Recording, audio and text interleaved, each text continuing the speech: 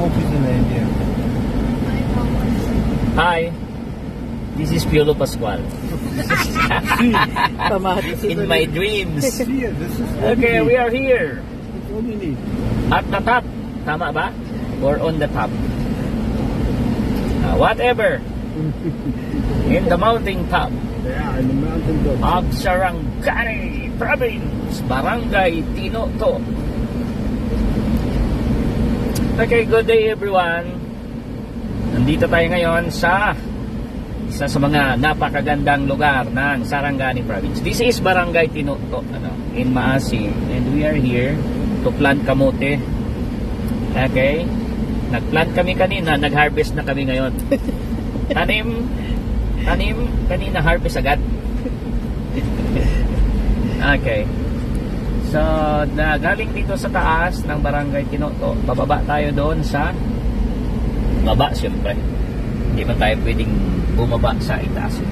From here makikita mo yung mga naka-anchor na mga ships.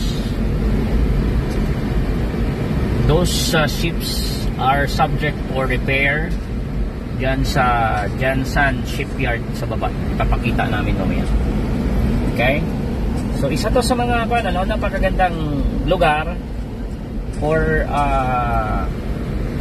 tourist attractions ng Sarangani Province.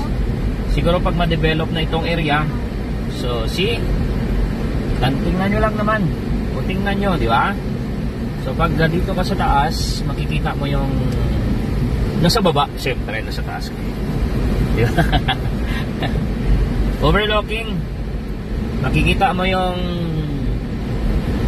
Sarangani Bay, makikita mo ang city lights ng General Santos City.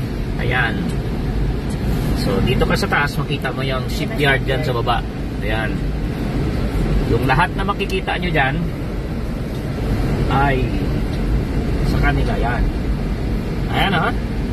So ito yung beauty ng Tinoto, Maasim, Sarangani Province. Ang ganda ng road networks. Ayun. Okay. So ito yung pinakamatirik dito na area sa Tinoto. Papunta ng paragliding.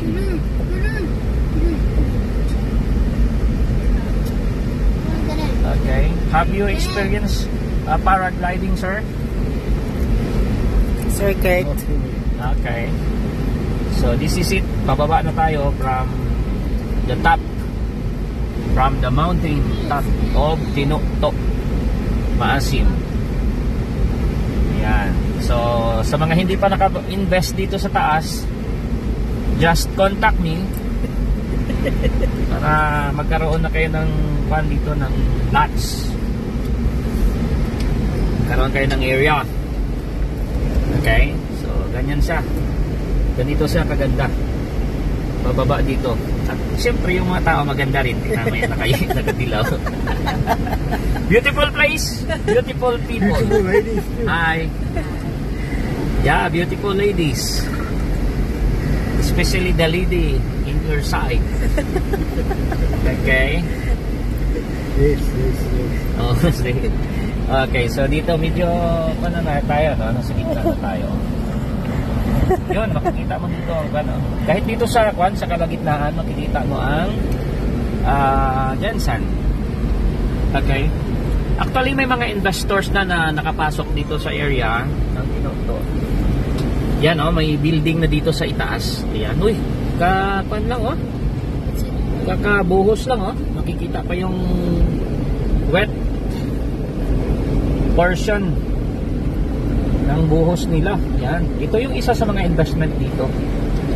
And I heard na doon pa lang sa pag-drill ng tubig,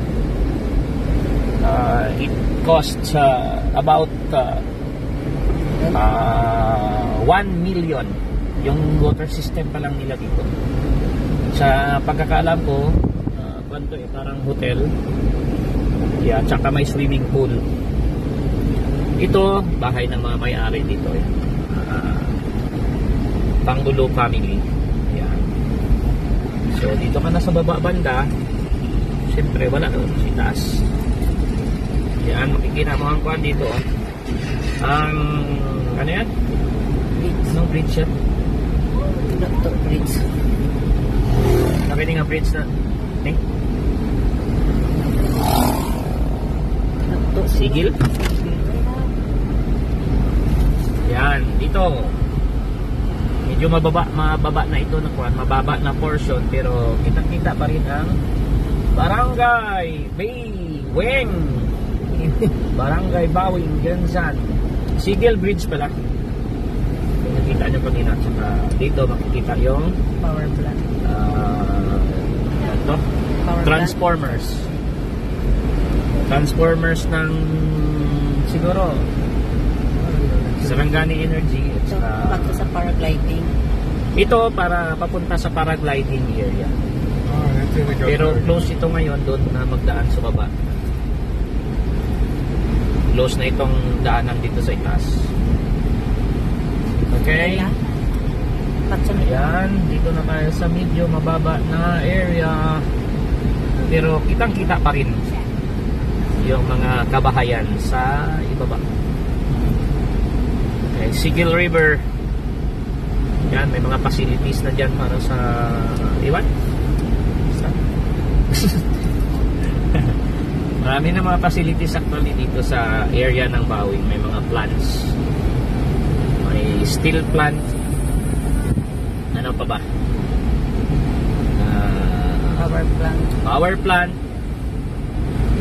Hydropower plant. Coal-fired power plant. Solar power plant.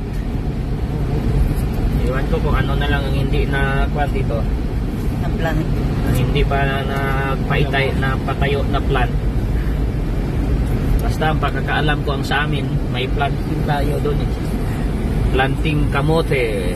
Diba? Yun ang kaya natin. Kamote plant. Source ng water. Ito yung source ng water nila dito sa area kasi wala pang tubig. Okay. Okay na? Dito na tayo sa baba. Back to me. Back to Ayan. So, mahirap tong gawin ng tayong pan, ano? Sige na. Okay.